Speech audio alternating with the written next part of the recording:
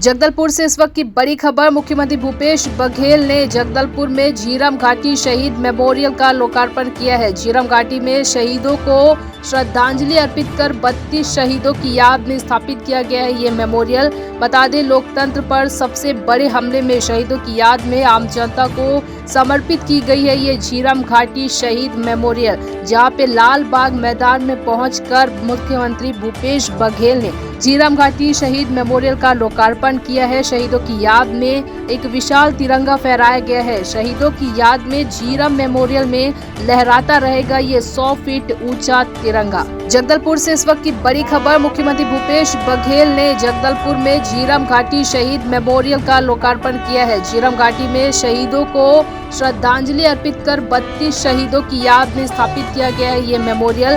बता दें, लोकतंत्र पर सबसे बड़े हमले में शहीदों की याद में आम जनता को समर्पित की गई है ये झीरम घाटी शहीद मेमोरियल, जहां पे लाल बाग मैदान में पहुंचकर मुख्यमंत्री भूपेश बघेल ने झीरम घाटी शहीद मेमोरियल का लोकार्पण किया है। शहीदों की याद में एक विशाल तिरंगा फहराया गया है। शहीदों की याद में झीरम मेमोरियल में लहराता रहेगा ये 100 फीट ऊंचा तिरंगा।